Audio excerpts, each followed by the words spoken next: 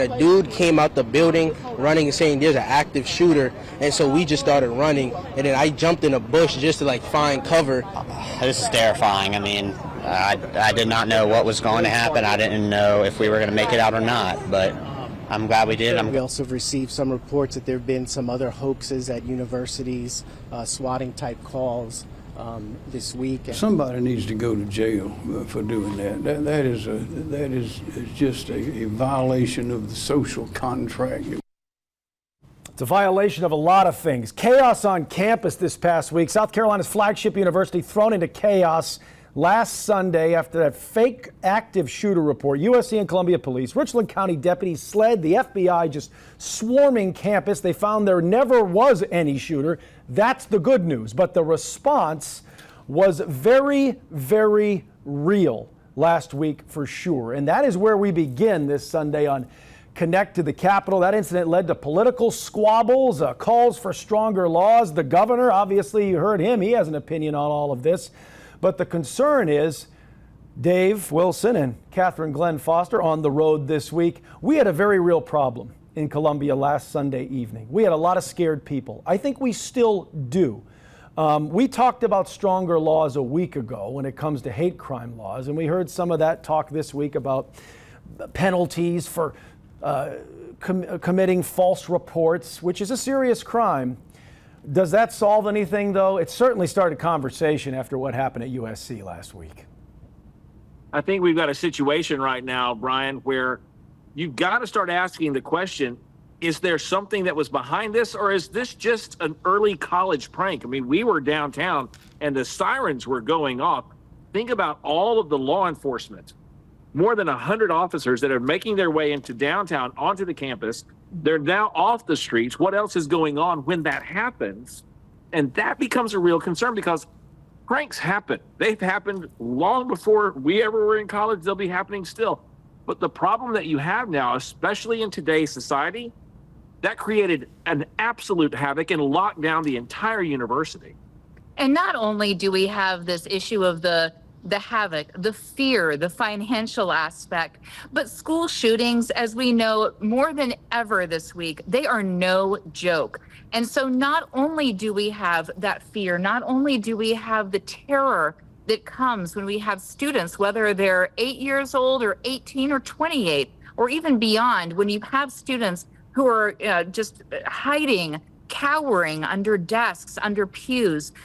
The fear there is real, and it's just wrong. But then even beyond that, what are the further consequences? It's almost a boy who cried wolf situation where you get some of these hoaxes going, and then maybe some students don't take it as seriously as they should. Maybe someone doesn't duck down, someone doesn't take cover, and then they may lose their life because of these hoaxes. Well, and it was interesting because when the alert first went out, I was actually standing in line at a grocery store, and students' phones start going off, and they pull them out and start taking a look and I heard a student say, "My word, it's the first week of school, and this is what we're going to have to deal with."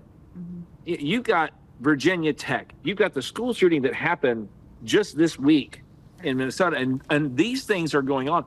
They're real, they're serious, and when you have pranks like this, to the governor's point, somebody needs to be able to do something about it. But the real question is there something else that was going on behind this that drove this action? There's been discussions we've had with Attorney General Alan Wilson about groups from other areas of the country who are trying to stir up chaos and stir up trouble. It's kind of like the old television show, The Man from U.N.C.L.E., and the nemesis was chaos. And I think there are groups that are out there right now who are trying to steer that issue. Yeah, that's absolutely true.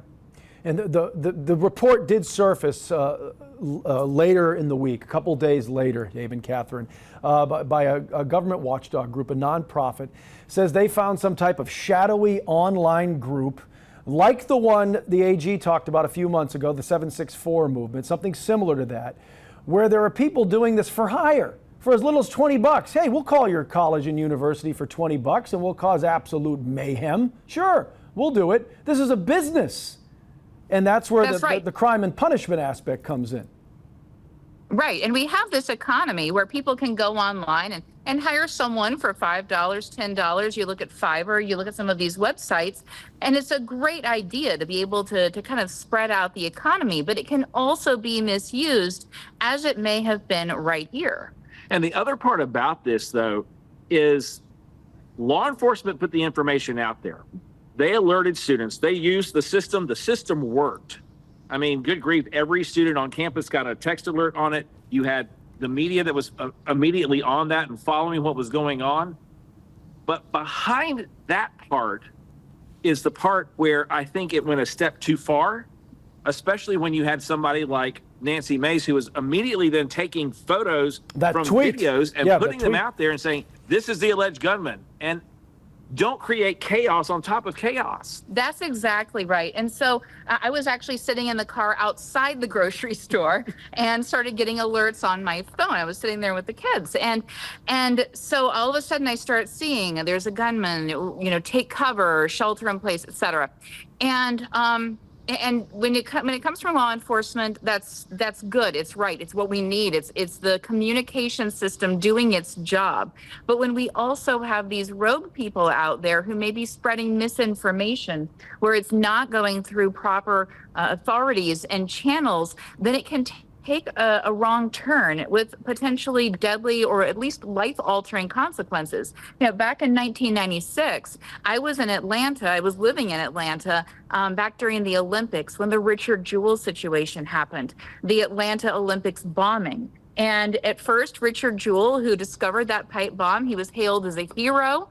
And then all of a sudden, suspicion turned on him. He was later cleared, but even just that suspicion, back in the low-tech world of 1996, it ruined his life forever.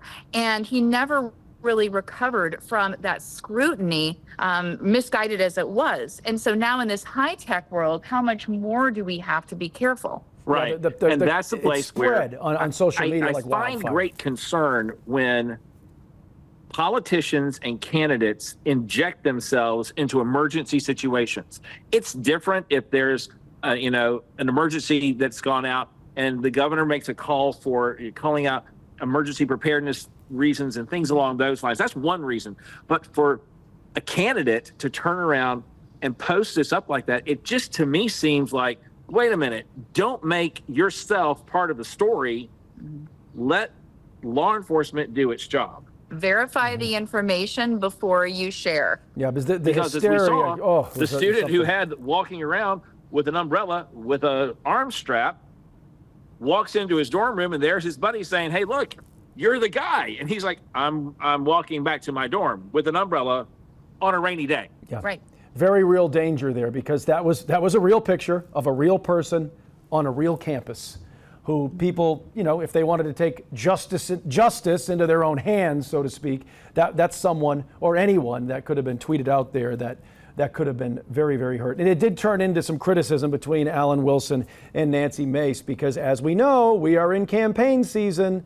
So surprise there. Any small misstep, I'm sure that will be back and forth on some sort of debate stage somewhere along the way. It was in the world of social media this week with the Wilson camp taking a few shots at the Mace camp. But again, those photos were taken down. She deleted them when she realized they were in error. But so many people were spreading that information during what lesson was learned. Yes, but lesson learned for everyone. Lesson learned is too late. Yeah.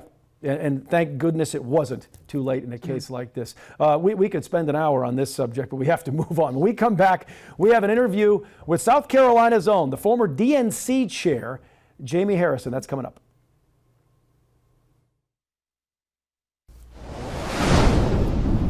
Welcome back to Connect to the Capitol. If you know anything about politics, you recognize the man on your screen right there, former DNC chair Jamie Harrison, South Carolina's own, and also former chair of the state Democratic Party as well. And he was kind enough to not only join us for Connect to the Capitol, but On Point with Cynthia Hardy that you see here on Watch Fox every Sunday morning as well. So we're getting the most out of Jamie while he's back here in South Carolina. Yes. You've been around this studio for so long, so I'm glad to have you back. It's so good to see you, my friend. I really am. And thank you for doing this, and great to have this new show. I know. Yeah. So we're going to get you on here quite a bit. Yes, love to. Good to be home, isn't it? Yeah, very good to be home. Nothing's like home is where the heart is, as they often say, and that really is true. Yeah, 4 years as DNC chair. What was it, the decision to say, you know what, I'm not going to go for a second term? What was behind Well, the decision? I always knew going into it this is one of those jobs in which it's really hard to do for longer than 4 years. They call it a human fire hydrant. Everybody's tinkling on you. It's true. It's more than a tinkle. Yeah, it's a blast. yes. And so it is, but I was honored to do it. I was honored to work for President Joe Biden and Vice President Kamala Harris and work with Democrats across the country. It's a hard job, but it's really, really important. Yeah.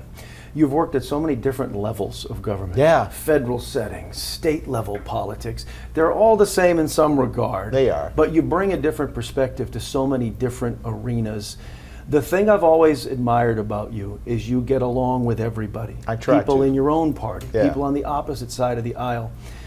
It's amazing. We don't have enough of that right now. We really don't. And sometimes there's some people who make it hard. I can tell you that. Yeah. I mean, they make it hard. They bring something out of you that normally is not there.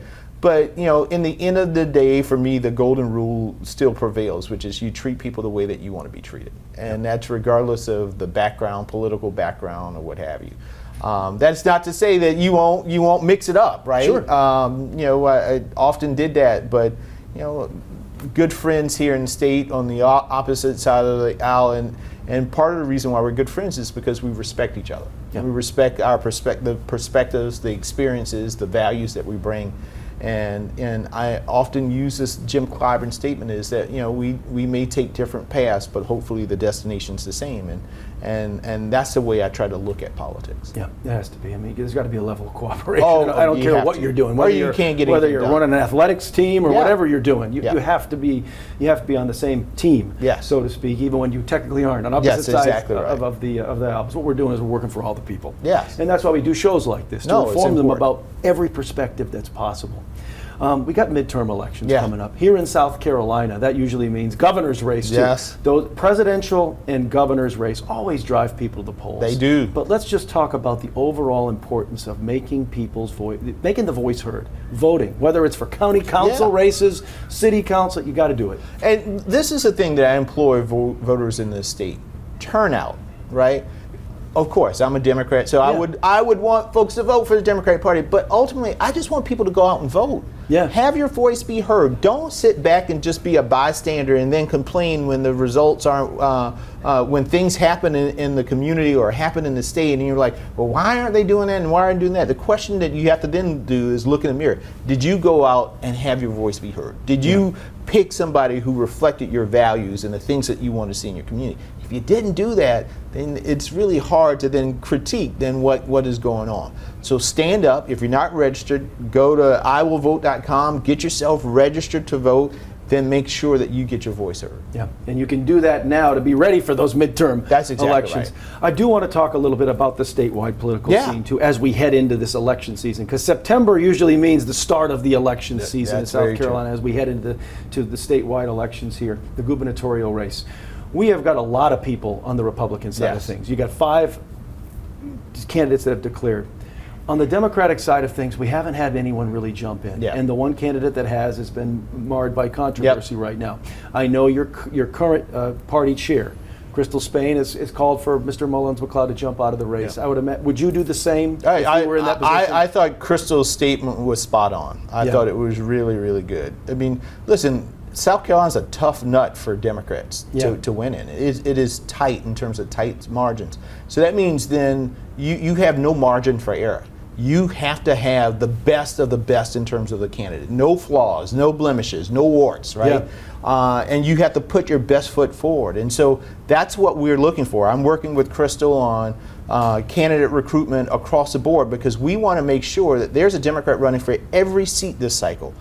here in the state, because everybody needs a choice. They Yeah. need a perspective and a choice. And I hope on the governor's, I know Jermaine Johnson's thinking about Absolutely it. is. He has an exploratory committee, and Jermaine's, I think, has been a tremendous state rep, but it's time for him to get in. It's time for him to make a race, give people an option, because people are ready. They're ready to sign up. Yeah. They're ready to volunteer. They're ready to fight for something, and that's really important. And he's made himself a prominent voice at the State Yes, House he in his has. relatively short time that he's been there Yeah. at the House. And he's a great guy. And he's been on this show multiple times, always Yeah. easy to talk to, just like you. Does it worry you, though, that more people haven't jumped into that race? I know you said it's such a tough road to slog when you're on the Democratic side of things in the state. And I want Democrats to understand this. This is probably our best shot, Yeah. the best shot that we've had in a long time in terms of actually competing on the gubernatorial level. We see we have a number of people running for U.S. Senate against Lindsey Graham, and I can understand why. But we really need our best and our brightest to think about the governor's office, because people here need a choice, and I think that's really, really important. And the first time we haven't had an incumbent In a long 15, time. 16 Yeah, years? yeah. So it is wide open. It is wide open. An open seat is always the best opportunity for any party to try to bring somebody forward, particularly a party that is out of power. Yeah, you mentioned the Senate race for Lindsey Graham's seat Yeah. there. Even people within his own party Yes. are making a run. I mean, at him. Lindsey's gonna, we gave him a fight, probably the fight of his life. But I think this next race is going to be particularly more difficult. I think he's going to get a viable Republican primary opponent. And then he's going to get somebody who is very viable in terms of the Democratic. So it's not going to be an easy race for him at any extent. Yeah, like you're mentioning the time you ran Yeah. against him. Is there any inkling of you trying to make a run at political office again anytime in the future, or do you just want to breathe for a little while? Yeah, it's about breathing. A number of people have asked me. They asked me, whether I was going to run for governor or U.S. Senate this time around. My family has been really running at 100 miles per hour in this political thing for a while, and I think it's good for me to give them a breather. Let them catch their breath, and then I'll never say never, right? Because you can't. You shouldn't. You can't. But right now, I just don't think it's the right time. That's not to say I'm going to step off of the stage. I'm going to still be very involved with the party and be helpful as much as I can be. Yeah, and inspire people as much as you can as Yeah. we head into these statewide races. Exactly right. I don't want to let you get out of here without mentioning your new podcast. It's called At Our Table. At Our Table. AtOurTablePodcast.com. Go there, subscribe. We've had some great guests, and really, I think almost everybody that's going to run for president in the 2028. My goal is to get every single one to sit at our table. And he will do it. If anyone can do it, this guy can get someone to sit at his table, no matter what their political stripes. That is what has always been so wonderful about Mr. Jamie Harris. Thank you so much. Thank you, my for friend. spending some time. It's so always good good to seeing see you. Thank you. And we hope to have him back now again. Yes, I will be back. Because he's here again. I'm here. I'm home. Good to see you. We'll be back. All right, school's back in session, and so is that controversial school voucher program that uses public money to pay for private school. We talked about this a lot this year. You remember this was shot down, a previous version of it shot down by the state Supreme Court. So, of course, lawmakers went back to the drawing board, and here we go again. You can still try to apply and get some money to pay for another school in your district, private school expenses, anything related to school. Now, we're still not sure if it'll stand up to the scrutiny of the courts, but we think that's where it'll end up eventually, Dave and Catherine. But we also had reports in the last couple weeks, too, about ineligible people being removed from this program as well. So if we're going to do it, we might as well do it right. Yeah, that is definitely true. There are a lot of arguments to be made on both sides of this, and we've made a lot of them on this show. One of the things that I just keep going back to is we're pulling out students. We're now looking at 10,000 or so students saying you're eligible, maybe 1,000 of them not eligible after all. Let's pull that money back. But let's talk about all the other students, the students who we really need to be focusing on more broadly to make sure that education is improving for every South Carolina student. And that's the place where lawmakers have spent inordinate amount of time. This is now the third go around on this. It's been to the Supreme Court twice now. It will be challenged. The state Teachers Association has already said that. You've got other groups who are saying, listen, we're not going to sit here and allow something that, from their standpoint, clearly goes against the state constitution that says you can't use state funds for education to go to private institutions. But somehow the state has, through legislation, created some scholarship fund.